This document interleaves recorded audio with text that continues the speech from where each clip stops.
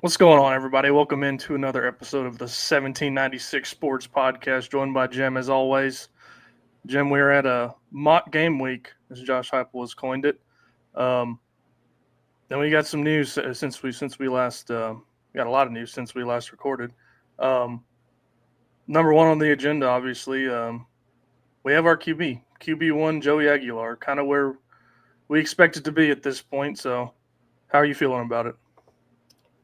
Again, I mean, we talked about it before the scrimmage, the second scrimmage, about, you know, we'll see what happens during the second scrimmage. Usually the offense is a little bit more comfortable and for Joey to be performing well and feeling comfortable against our defense, it says a lot. I think Joey's gonna. We've been talking about it. I didn't think this was a quarterback battle at all. You didn't bring Joey Aguilar in to sit on the bench. Um, he's a veteran guy. We've talked about it. Blah blah blah. Um, but yeah, I'm super happy about it. I think Joey's going to be a lot better than what people are putting it out to be. The media does this with everything through sports, politics. Everyone just listens to the media and has no idea what's really going on. But I think this team's going to be really good.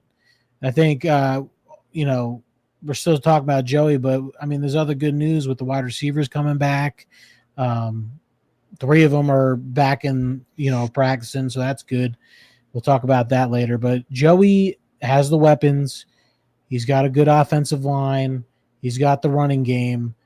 So if Joey could just stay comfortable and poised, I think we got ourselves a really good football team here.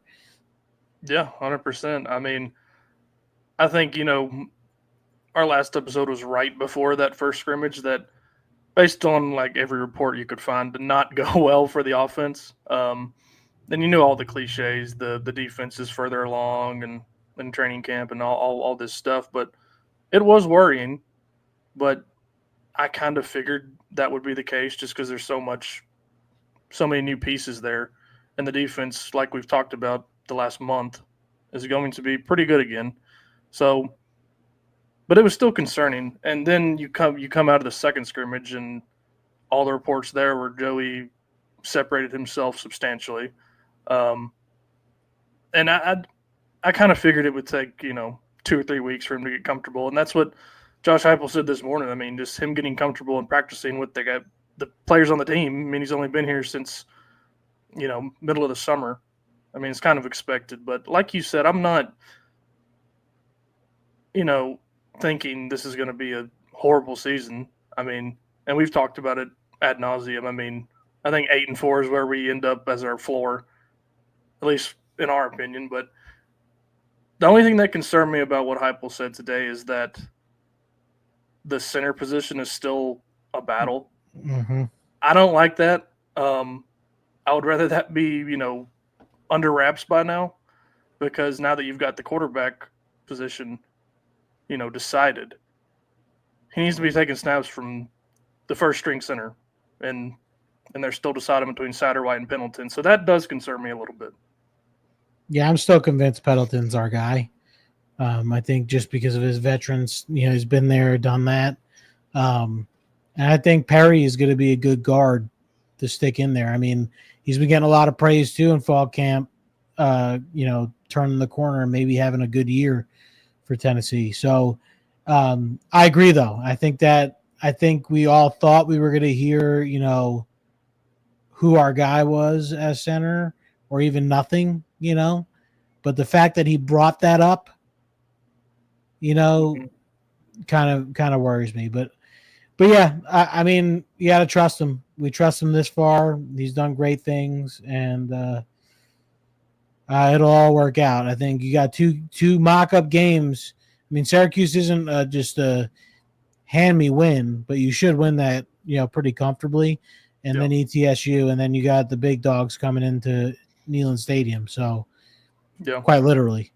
Syracuse is the line is double digits at this point. I mean, it's talked about as a game that's going, like, how NC State was talked about last year. Everybody thought that was going to be some big battle, close game. Yeah. I don't think either of us were fooled by Grayson McCall, but that's a game Tennessee should take care of business if they're going to, live up to what Josh Heupel has done so far. I mean, I think I said it a podcast or two ago. If we don't take care of business in that game, we'll know all we need to know about the season. But you brought up the wide receivers, and Heupel did too today.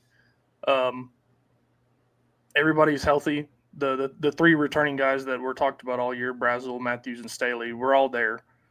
Um, but as we've gone along here, you've heard a lot more about Amari Jefferson. You've heard a lot more. You've always heard about Radar and Travis Smith Jr. since the start.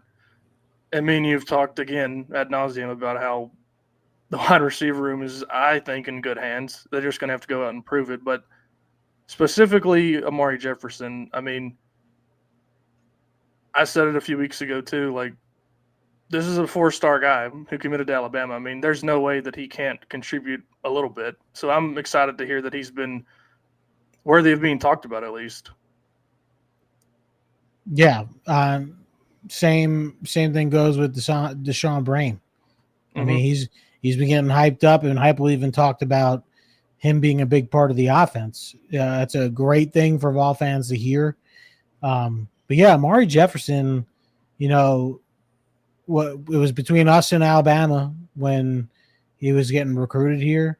Then he got hurt. He probably would have played some at Alabama last year if he didn't get hurt. But yeah, I expect him to be probably the fourth guy, out there. But again, like you said, you got two young guys and a young tight end who could end up being he kind of reminds me of Brew McCoy. He's a bigger guy, could catch the ball. But yeah, this room's actually has a lot of talent. Yeah. It's just because it's young and question marks all over it. Again, the media saying, "Oh, they're unproven." These kids didn't come to an SEC school because they weren't good. These kids are good. They have the talent. Yeah. So it's just we got to see it. We got to see it. And we got to wait. We got 11 days till we get to see it. Yeah. I mean, I think it would be really good for the offense if Amari Jefferson was just a dog. Like, he's kind of been an afterthought this whole offseason. And, people were thinking we have to rely on these freshmen behind those three that I mentioned that were back at practice today. But I think he can be the fourth guy, at least out of the gate. I think they're going to go with him as the fourth wide receiver to start against Syracuse. But those freshmen will come along. I mean, like you said, they're too talented not to. But let's talk about one of the other elephants in the room this camp, Boo Carter. Heupel said today he's continuing to work his way back, but I don't know if that's not just some Josh Heupel, gamesmanship. I think he's going to be a huge part of the defense, and if he does get snaps on offense, I'm a little pessimistic about that at this point. He'll do good things there too, and I've also heard that Dwayne Morris has been returning punts in practice. So I guess that's just what happens when you did what Boo did, and in the offseason stuff. But I still think he's going to contribute a lot to the defense. And if he's still working his way back truly, that's a little concerning. But I really think that's just Heupel, stirring the pot a little bit and muddying the water, if you will. Yeah, I call it all bull. I mean, Yeah. To me, Josh Heupel gets paid to win football games. And to me, if you really want to have your best chance of winning a football game, Boo Carter is on the field. But we've talked about it. You got Boo Carter, you got Colton Hood, Jamad McCoy, Ricky Gibson, McMurray. You can name them all. Caleb Beasley. That defensive back room's absolutely stacked with talent, but it's the best when Boo Carter's on the field. And I'm sorry, but if you wanna win games, he's on the field. I don't care. Yeah. Yeah. I mean, 100%. You couldn't have said it better. I mean, he gets paid to win ball games, not, they're not supposed to be all choir boys, especially when they're on the field. But I think, there's a difference between that and, neglecting the team. And if Boo is done doing that, then there's no reason he shouldn't be on the field. And I hope he is. He said that he's come a long way since all that happened a few weeks ago. today in the press conference. So, um, other news that we missed since our last episode, the Adidas deal is official, and I know me and you both really didn't care about it when it first came out in late May, but how are you feeling about it now? I love it after looking at the numbers. I mean, Yeah, exactly. you want to compete with Texas, you want to compete with Oregon, you want to compete with Ohio State. You got to put up the money. I don't give a rat's ass what Yeah, logo is on my jersey. Pay the players, pay the best players, and go get them. You're going from 5 million annually from this, deal with Nike to roughly 20 million. hmm And obviously that's across all sports. And yeah, a lot of people think that's just going to football. That's not just going to football. That's going to baseball, basketball, lady softball. I mean, it's going everywhere. So again, I think it's a great thing. I think Adidas is making Tennessee a priority. People are worried about the uniforms. I don't think Tennessee is going to have the uniforms from back in the day. It's going to be Tennessee is going to look good. And Danny White even said, we have full creative stuff. So they're going to have their students, whatever faculty staff, making the jerseys. And I think they're going to be just fine. yeah. I've lived long enough to see a good Adidas Tennessee jersey. I mean, it is possible. I mean, the only thing people remember about Adidas are the bad ones, but there were some really good ones too. I mean, mid 2000s to late 2000s, Adidas jerseys were fine. I mean, nobody ever complained about them. Um, and yes, a company can change in 10 plus years since we were doing our uniforms with them. So, I mean, just look at Miami and A&M and all the other Adidas schools. They don't trot them out there in ridiculous looking stuff. I mean, it looks fine. Like I think it'll be perfectly fine. And like you said, it's all about the money now, for better or worse. I mean, however that makes you feel, that's just the way it is. Um, Seems like a good deal for Tennessee to be treated like Nike treats Oregon or Under Armour treats Notre Dame. I'm 100% on board with it. And furthermore, Tristan Keys is a Adidas athlete, so we'll see how that goes. But I don't know if you wanted to talk about the season ticket price increase, 4% next year. Do you have any thoughts on that? Nope. I will live in a box before I get rid of my season tickets. Yeah, yeah. I mean, I don't know what people expect. I mean, this is what happens when Tennessee's good. I mean, I remember when tickets were cheap, and it's because we were complete dog shit. So you got to pick your battles, I guess. But it is disappointing that some families and are getting priced out. But you know, blame that on capitalism, not Danny White. And furthermore, Danny White can't go to Ticketmaster and tell them to lower the prices. That he doesn't control Ticketmaster. Um, when there's a 25,000 people waiting list for season tickets, and there's even more people who don't even care to be on the waiting list that would get them. Like you have that many people at least, and then you have all the people that don't want to commit to season tickets who are vying for these tickets on these secondary markets. Like the prices are going to be high. I mean, that's just the way it is. But again, I was there when tickets. You could. I remember seeing tickets left on benches, just sitting there, because you couldn't even give them away. My dad used to sell his season tickets for $15 in the Pruitt era. Like, would you rather have that or have the tickets be a little bit more expensive? That's just how I feel about it. And I'm not going to blame people for complaining about things being expensive. I mean, it's tough times right now, but you know, it could be worse. We could be terrible and the tickets be cheap. So that's all I got to say about it. But I don't know what else to do now since we're just 1 week away from game week than do our season predictions. I know I'm putting you on the spot a little bit, but No, I was kind of prepared. off the cuff, let's do it. I'm going to pull up the schedule with you. So, and I don't care to hear a score. I just want win or loss. I mean, if you want to give a score, that's Well, fine. yeah, we'll talk about the game a little bit, other than the hammy wins. Yeah, But this is honestly my favorite part of the year. I mean, yeah, we kind of get a feel for the team. I'm actually going to go as realistic as I can this year. Obviously, I would love to say 12-0. Mm-hmm. Um, obviously, that's probably not going to happen, but you never know. Never know. All right. I'll let you lead it off, Jim. All right, Tennessee so versus Syracuse in Atlanta. all right. I mean, like I said, Tennessee should handle business. I mean, they have Steve Angeli. They just announced as their starting QB. They're missing a lot of pieces from last year's offense that carried them the whole year. Mm-hmm. Um, a lot of defense is getting replaced. Their defense was actually really bad last year. Their offense was, like I said, carried them to wins, kind of like us in 22. Um, but again, I think Tennessee should win this game, no problem. Kind of a good sense of what we're gonna get from Joey this game, in my opinion. But yeah, I'm taking Tennessee all day in this one.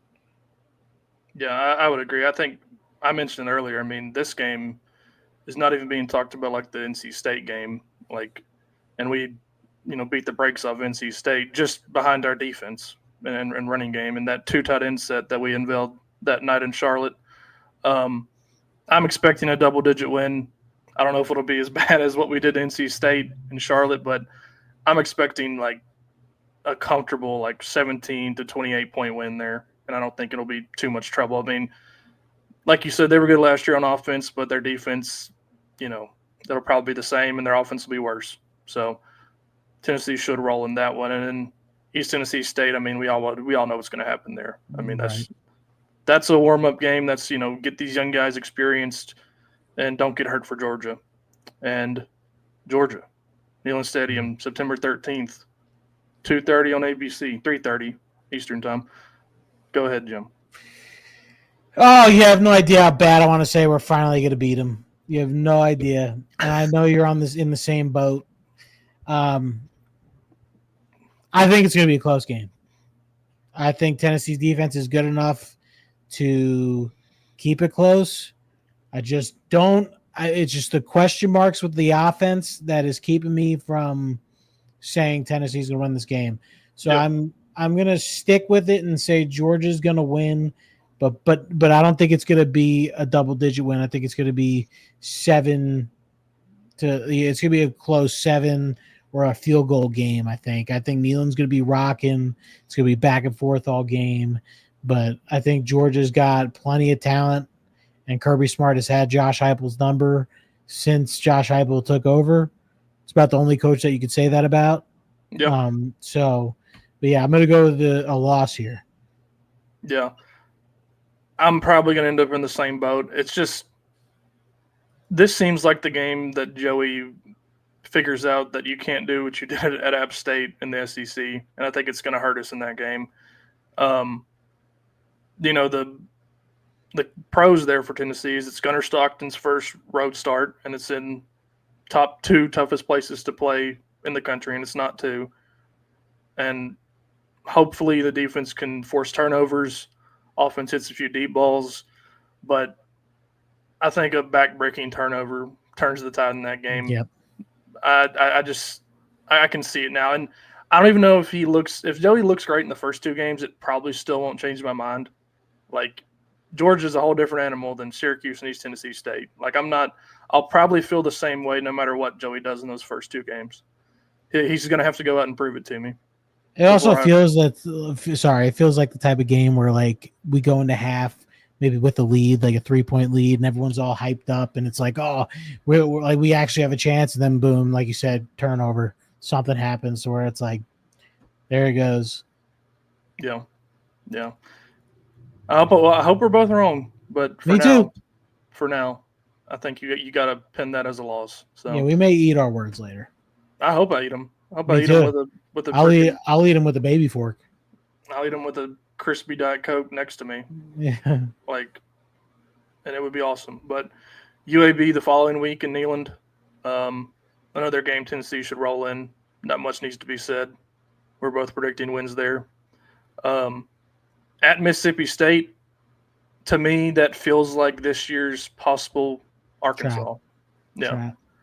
And you know, It's their Super Bowl. yeah, I would imagine it's one of their biggest home games of the year. They're doing the whiteout thing. Um, but like Tennessee should win that game. Like barring any disasters or what we saw at Arkansas last year, Tennessee should win that game by similar to Syracuse, like 17 to 28 points. Yeah, I agree. I think Tennessee wins this game, regardless of if it's a pretty win or if it's a oh my god that was close win. I think Tennessee takes it. Yeah. Arkansas, the revenge game. How you feeling about it, Jim? I think that game's gonna be a night game. That'll probably be the blackout game. Yep. Especially if Tennessee is what 5-1 at this point. 4-1. 4-1. I think this is going to be that you got to go get a game. They beat you. You should have won at Arkansas. They played. The offense was absolutely horrendous at Arkansas. Nico could have probably won the game at the end of the game, but he ran out of bounds. But yeah, I'm gonna take this as a win. It's really hard to come inside Neyland Stadium and win. I think it's going to be a rowdy crowd, just like the South Carolina game after they beat us the year before. And the team's going to want to win. The team is going to, want all gas. So again, take it in the win here. Yep. I'm on the same page with all that. I don't think much more needs to be said. I think Tennessee goes out and proves that last year was an anomaly, and we beat Arkansas for the first time since 2007. I think, yeah. Third Saturday in October at Alabama. This is another one where it's kind of like the Georgia game. I think they're in a kind of a predicament we are. Their old guy that we were recruiting, Ty Simpson, at the quarterback helm. Maybe they might change it up by then, depending on how he's doing. But I think Tennessee can compete in that game. We could 2 years ago with Joe Milton, we were competing in Tuscaloosa. And I think the defense is good enough to give us a shot. Mm-hmm. Again, I'm being realistic with these predictions. We haven't won there in a while. I'm gonna go with another loss just because of that. And like I said, I'm kind of still at the question marks around the offense. The offense could be amazing. Who knows? I don't know, but I'm going to go with the loss here. Yeah, I'm feeling the same way. And this, I said Georgia, no matter what Joey does in those first two games, I'm still going to predict a loss, but until I see it happen with my own eyes. But this one is a lot more likely for me to change my opinion between now and then because you'll have 6 games of data. You'll have 3 SEC games under your belt. You would have a good idea of how Joey's managing things. But yeah, this is, their revenge game. It's kind of like our revenge game against Arkansas, which would be the week prior. I mean, they're going to want to win that, and they're at home. So I'm on the same page. I'm predicting a loss for now. And Kentucky the week after, that it never seems to be easy in Lexington. The last time we had an easy win up there was in 2015. 2017, the next game we played up there, we lost. 2019 was a goal line stop to win. 2021 was that game we had the ball for like 13 minutes and still beat them in Heupel's first year. And then 2023 was like a 6-point win because Kentucky used it was some weird ending where we ended up getting to run the clock out, but never seems to be easy. But I'm predicting a win because Tennessee beats Kentucky.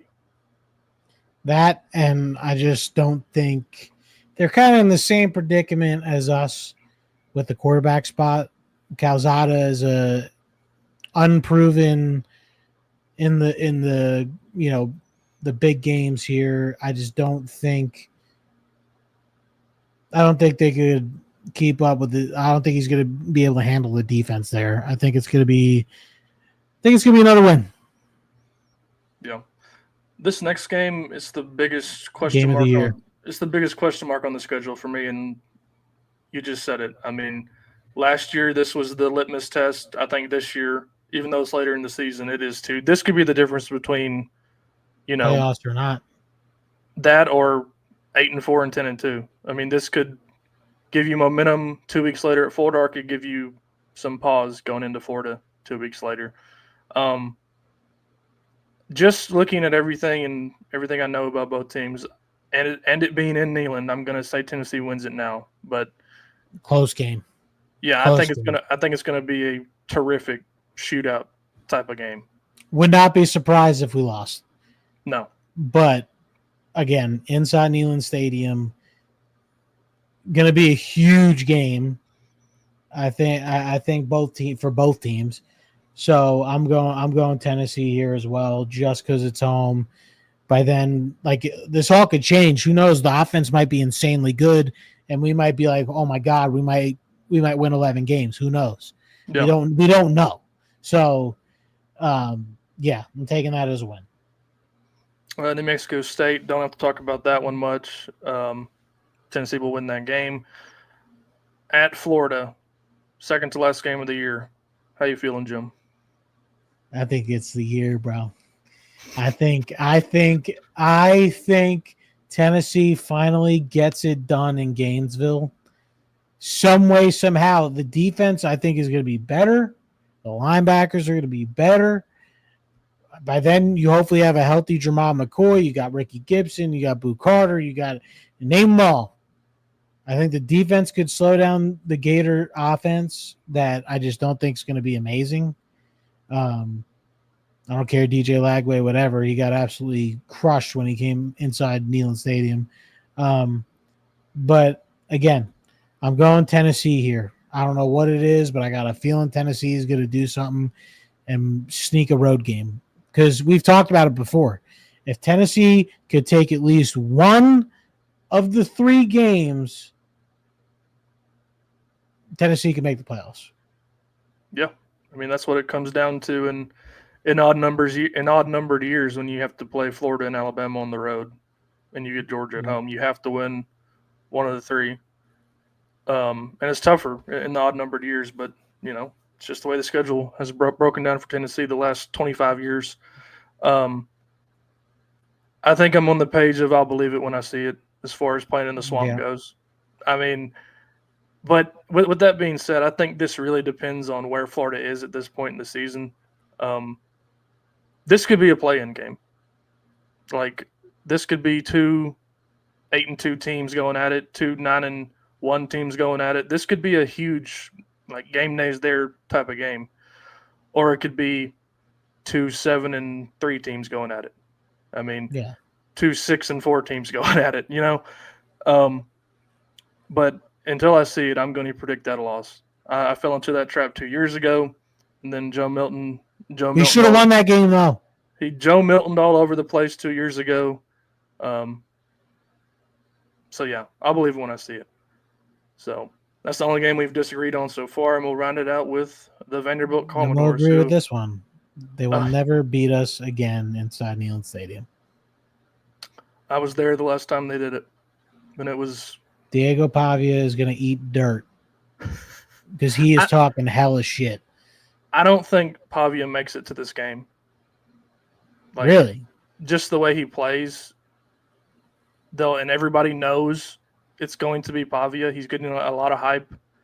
I don't think he makes it to this game. Everybody's going to know what's coming. They're going to be keen for him. He's going to get hurt before this game happens. That's my official prediction. Yeah, and he runs into some huge defenses between South Carolina, Bama, LSU, Vanderbilt, Texas. Texas, and even Auburn. So, yeah. I mean, there's a really good chance he doesn't even play in this game. But even if he does, Tennessee should win this game. I mean, it's Vanderbilt.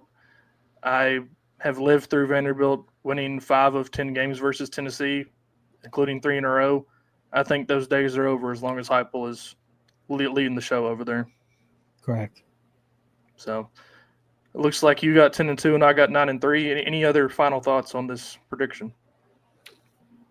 Again, it could be a hell of a year if we're sleeping on this offense. Again, we've been saying it for a couple years where Heupel needs to play the young guys. Well, we're gonna get it this year. He You're doesn't have a getting the choice. He doesn't yeah, have a choice. but I think with this tight end room, I think with this running back room, if this offensive line can protect Joey long enough, I think this offense can be very, very dangerous. And I think it could be a dark horse on this team because everyone's talking about the defense. But hypothetically, if Tennessee's offense scores 35 points a game to 30 points a game, there's not a lot of teams that are going to beat us. I hate to tell you. Yeah, Even the SEC teams, I just don't see them scoring 28 plus on Tennessee's defense this year. yeah. I agree with everything you're saying. I just think there's going to be some growing pains that gets us an extra loss. Which there always is. And I think 9-3 would be a acceptable season to the rational fans and the fan base, which most Tennessee fans are. You just got the loud minority. With as many freshmen as we have, with what happened with the quarterback room, I don't know. I don't even want to say his name anymore. I'm not going to say it the rest of my life. I think 9-3 would be a perfectly good season that sets up for Faison getting here, or George, who's been talked about highly during this fall camp. Either one of those two, taking the reins and doing something special in 2026. But like you said, it's not out of the cards this year. If Joey can hit some deep balls, limit the turnovers and come into his own in his final season of college football, who knows what could happen? Because like you said, we all know the defense will be just as good, if not better, this year. So, any other final thoughts tonight? Nope. But I can't remember who ranked the top SEC defenses for them putting Auburn in front of us. Just prove it on the field. Just prove it on the field. It just makes no sense to me. Just because we're losing James Pierce, it's like, oh my God. Like, yeah. James Pierce and Will Brooks were the glue that held it together. Yeah, now we have all our linebackers coming back. Both of our star corners. Joshua Josephs is back. Moy, Eason. I mean, you can name them all. But yeah, no, I think people are sleeping on Tennessee. I'm trying to be as realistic as possible because usually I'm like, oh, we're going undefeated, all this crap. I'm telling you, I just think Tennessee is going to be better than what people think because if this offense is even a sniff better than last year, what are you saying? They could be a playoff team, 100%.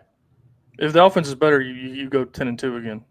Correct, and you might sneak an 11-1. You can beat Georgia. You could beat every team you play. It's just we don't know yet. But I'm gonna stick with 10-2. All right.